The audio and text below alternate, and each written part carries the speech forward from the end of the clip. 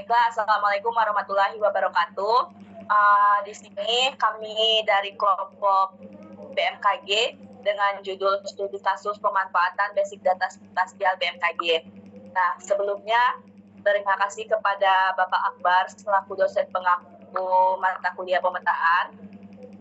Di sini kami ingin menjelaskan hasil kelompok kami yang beranggotakan 4 orang. Yang pertama itu ada saya sendiri, Zaktia Taftazani dengan NPM 58, dan rekan saya Cendi Elia Fitriani dengan NPM 09. Saya Mary Nur Sapitri dengan NPM 32. Saya dengan Anjali Toktariani dengan NPM 13. Baiklah, yang pertama itu ada penjelasan dari latar belakang yang akan dijelaskan oleh Saudari Cendi. Di sini saya akan menjelaskan latar belakang. BMKG atau Badan Meteorologi, Klimatologi, dan Geofisika didirikan untuk memberikan informasi yang akurat dan tepat waktu mengenai kondisi cuaca, iklim, dan geofisika di Indonesia. Organisasi ini berperan penting dalam pengumpulan analisis dan penyebaran data terkait meteorologi dan geofisika guna mendukung keselamatan masyarakat dan pembangunan berkelanjutan. Mengingat Indonesia adalah negara yang rawan akan bencana alam seperti gempa bumi, tsunami, dan banjir, BMKG ini berfungsi sebagai lembaga yang menyediakan peringatan dini serta informasi yang diperlukan untuk mitigasi.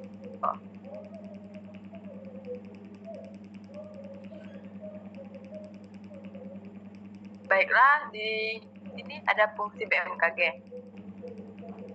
BMKG memiliki beberapa fungsi, yakni pemantauan cuaca.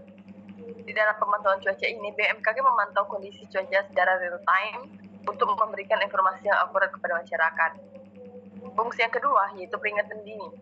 Di sini itu berfungsi untuk memberikan peringatan dini terhadap bencana alam seperti badai, gempa bumi, dan tsunami untuk melindungi masyarakat itu sendiri. Kemudian fungsi yang ketiga yaitu analisis data. Di sini bisa melakukan analisis terhadap data, cuaca, dan iklim untuk mendukung penelitian dan pengambilan keputusan di berbagai sektor. Nah, selanjutnya itu ada fitur BMKG yang akan dijelaskan oleh Saudari Anjali Toktariani. Dipersilakan. Terima kasih, moderator. Fitur BMKG. Yang pertama yaitu peta cuaca interaktif. Menyediakan peta yang menunjukkan kondisi cuaca terkini termasuk suhu, kelembapan, dan curah hujan. Yang kedua, data statistik. Menyediakan grafik dan statistik mengenai tren cuaca dan iklim dari waktu ke waktu. Selanjutnya yaitu aplikasi mobile. Aplikasi yang memungkinkan pengguna mengakses informasi cuaca secara langsung melalui perangkat mobile.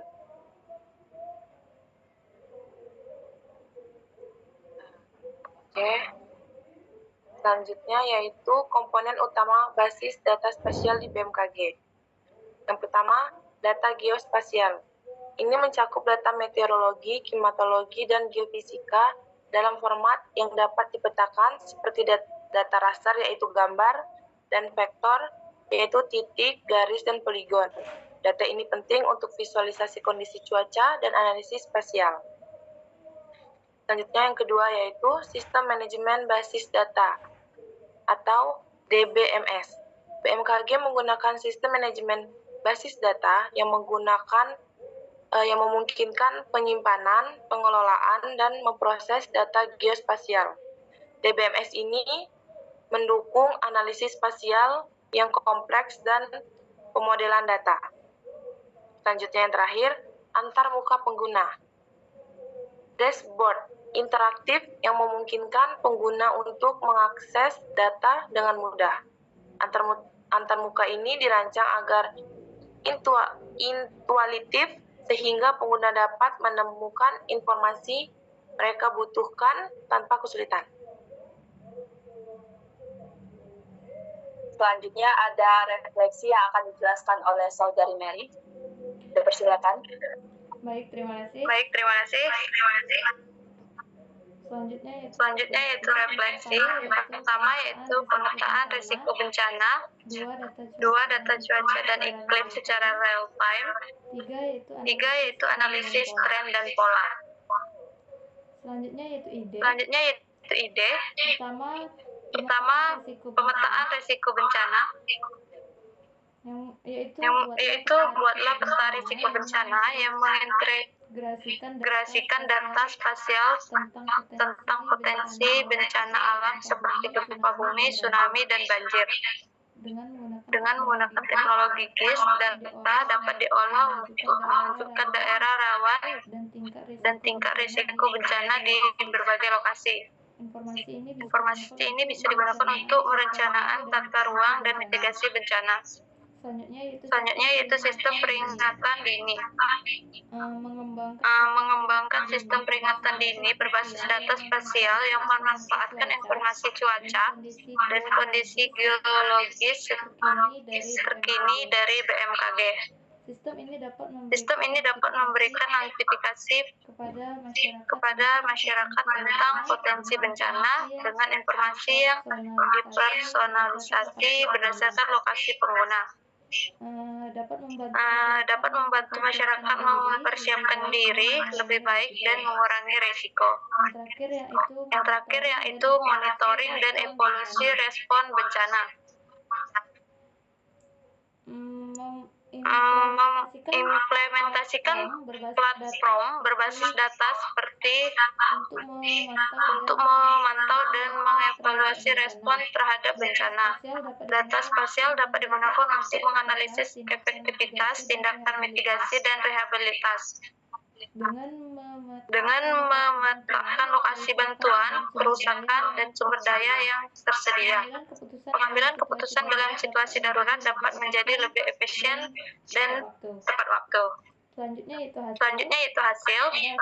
Pada hasil dapat kita lihat pada gambar terdapat tanda hijau yaitu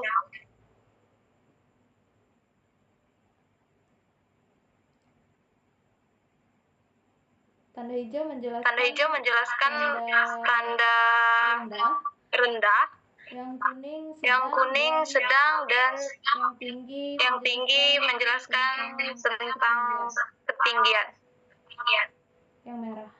Yang merah. Baiklah, selanjutnya yaitu ada pembahasan yang akan dijelaskan oleh saya sendiri. BMKG sendiri yaitu memiliki peran krusial dalam mitigasi resiko tanah longsor di Provinsi Bengkulu ini. Nah, mereka dengan melakukan pemantauan cuaca dan hujan yang dapat memicu bencana tersebut yang melalui sistem peringatan dini. BMKG juga memberikan informasi kepada masyarakat tentang potensi longsor serta berkolaborasi dengan instansi terkait untuk memetakan daerah rawan dan mengembangkan strategi mitigasi. Selain itu juga BMKG juga aktif dalam mengedukasi masyarakat mengenai tanda-tanda awalnya tanah longsor dan langkah yang perlu diambil, yang sehingga dapat diharapkan untuk mengurangi dampak bencana dan meningkatkan kesadaran akan pentingnya pengelolaan lingkungan yang baik untuk kedepannya. Selanjutnya yaitu wilayah Indonesia Utara sendiri, ekuator umumnya bertiup dari timur sampai barat dengan 6-20 knot, sedangkan di wilayah Indonesia bagian selatan umumnya bergerak dari timur ke tenggara dengan kecepatan 8-25 knot. Baiklah, selanjutnya Cindy Elia Fitriani. Baiklah, di sini kami memiliki 3 pertanyaan. Yang pertama, apa saja faktor penyebab utama terjadinya tanah longsor di Provinsi Bengkulu menurut data yang dipublikasikan oleh BMKG? Dan yang kedua, bagaimana BMKG melakukan pemantauan dan peringatan dini terhadap potensi tanah longsor di daerah rawan di Provinsi Bengkulu? Dan yang ketiga, apa langkah-langkah mitigasi yang disarankan oleh BMKG itu sendiri untuk mengurangi risiko tanah longsor di Provinsi Bengkulu ini, khususnya saat selama musim hujan?